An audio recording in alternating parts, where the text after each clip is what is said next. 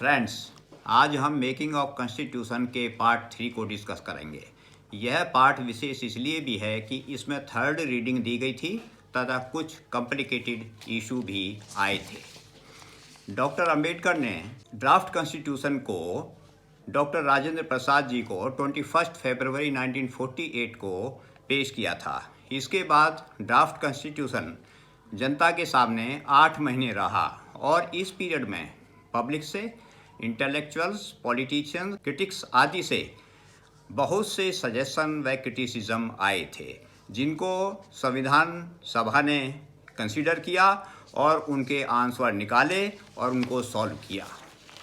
4 नवंबर 1948 को सबसे पहले father of nation Mahatma Gandhi ji को tribute of homage and reverence पे की गई तथा ब्रीफ स्पीच हुई। उसके बाद मोहम्मद अली जिन्ना को डीपी खेतान जी व डीएस गुरुंग ऑनरेबल मेंबर्स के साथ कंडोलेंस दी गई। 16 मई 1949 को श्रीमती सरोजिनी नायडू जी को कंडोलेंस पे की गई। डॉक्टर अंबेडकर ने ड्राफ्ट कॉन्स्टिट्यूशन को इंट्रोड्यूस किया व इसे कंसीडर करने के लिए 4 नवंबर 1948 को मोशन मूव की। इस मोशन पर 4 नवंबर से 9 नवंबर 1940 के बीच डिस्कशन हुई। ड्राफ्ट कॉन्स्टिट्यूशन पर 15 नवंबर 1948 को आर्टिकल 1 के साथ ड्राफ्ट के कॉन्स्टिट्यूशन के प्रोविजंस को कंसीडर करना शुरू किया। हालांकि अन्य आर्टिकल्स कंसीडर होते रहे, लेकिन आर्टिकल 1 को पोस्टपोन कर दिया गया, जिसे बाद में कंसीडर किया गया। इसके बाद other articles, schedules, other procedural matters consider व एडॉप्ट होने लगे।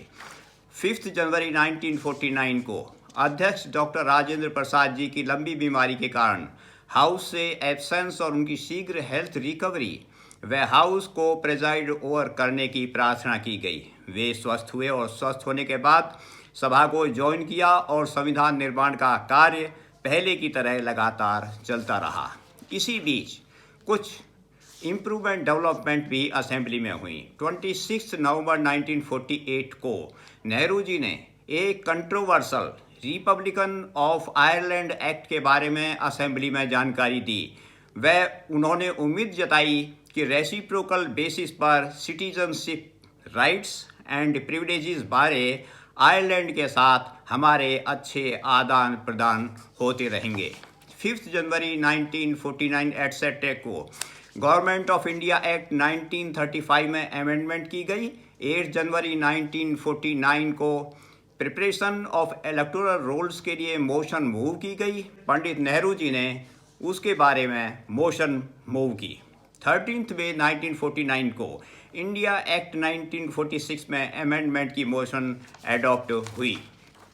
16 मई 1949 को कॉमनवेल्थ कंट्रीज का हिस्सा बने रहने के बारे रेटिफिकेशन का रेजोल्यूशन असेंबली में इंट्रोड्यूस हुआ और 27 अप्रैल 1970 को लंदन में हुए डिसीजन को इस रेजोल्यूशन के माध्यम से एडॉप्ट कर लिया गया।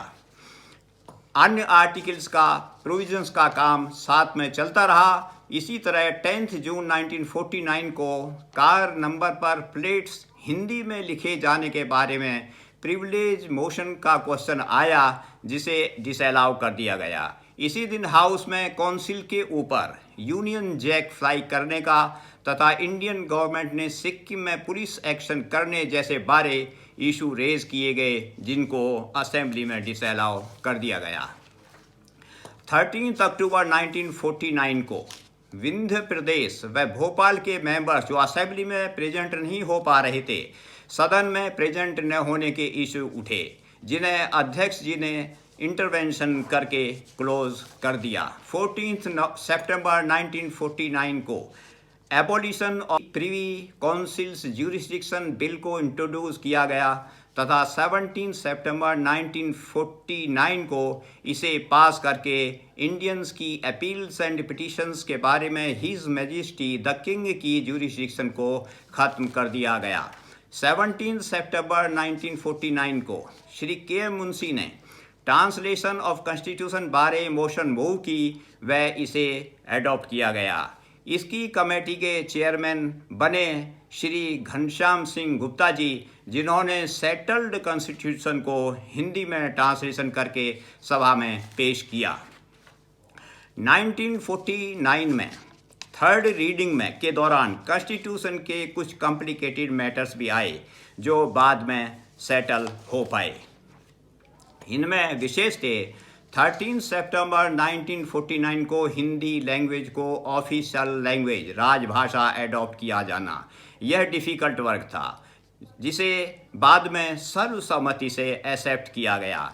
इस अवसर पर पास करते हुए डॉक्टर राजेंद्र प्रसाद ने कहा, देश को एक राष्ट्र के रूप में संगठित करने के दृढ़ निश्चय की ओर सुविधा क्षमता की भावना इस बात से प्रकट होती है कि वे लोग जिनकी भाषा हिंदी नहीं है, उन्होंने भी स्वेच्छापूर्वक इसे राष्ट्रभाषा के रूप में स्वीकार किया है। यह खुशी की बात है।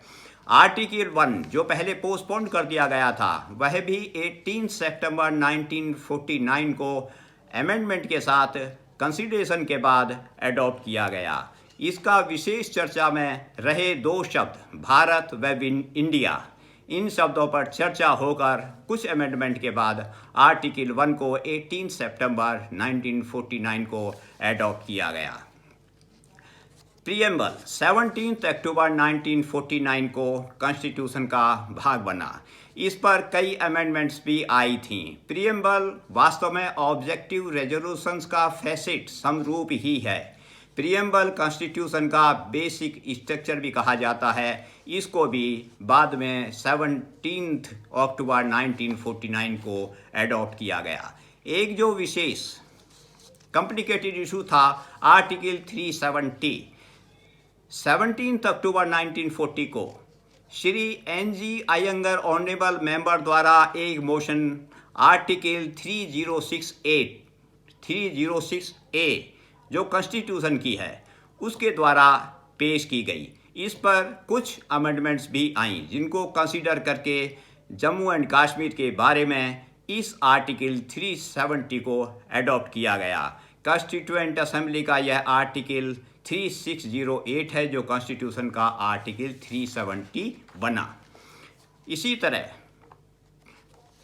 हमारे संविधान निर्माताओं ने कॉन्स्टिट्यूशन का काम पूरा कर लिया और 24th, 5th एंड 26th को कंक्लूडिंग स्पीचेज हुई। 25 नवंबर 1949 को डॉक्टर अंबेडकर ने कंक्लूडिंग एड्रेस में कहा कि उन्होंने प्रोसीजर बारे जो भी पॉइंट्स है वो मैं आपके सामने रखता हूँ। उन्होंने कहा कि एक बार तो वाद विवाद इतना कटु हो गया था कि मैंने यह विचार किया था कि निर्णय बल प्रयोग से ही किया जाएगा, किंतु अंत में विभिन्न प्रश्नों का विश्लेषण करते हुए सभी ने पेशेंस और टॉलरेंस का परिचय दिया और इस संविधान को बनाने में पूर्ण सहयोग दिया।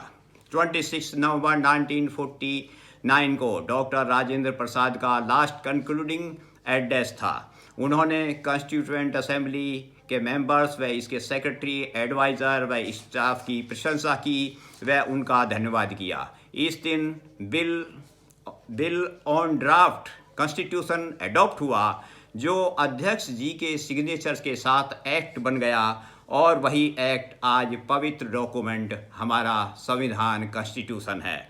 डॉक्टर राजेंद्र प्रसाद ने इस अवसर पर कहा, इस कॉन्स्टिट्यूशन को भावी पीढ़ी को छोड़ने में मुझे गर्व खुशी हो रही है। उन्होंने यह भी कहा कि कॉन्स्टिट्यूशन के संचालन का कार्य उन सौभाग्यशाली पर्सन्स की कार्यशैली पर निर्भर करेगा जिन्हें इसके संचालन का सौभाग्य भविष्य में प्राप्त होगा। इस तरह आर्टिकल 394 के द्वारा 16 आर्टिकल्स को 26 नवंबर 1949 को ही इफेक्ट कर दिया गया और बाकी प्रोविजंस 26 नवंबर 1950 से लागू हुए और 26 जनवरी 1950 को इंडिया एक रिपब्लिक कंट्री बन गया, उसके अपने राष्ट्रपति बन गए और भारत आगे से आगे बढ़ता रहा। नेक्स्ट वीडियो में हम ब्रीफ में बताएंगे कि कॉन्स्टिट्यूशन असेंबली ने कॉन्स्टिट्यूशन को बनाने में क्या व कैसे उपलब्धि प्राप्त की।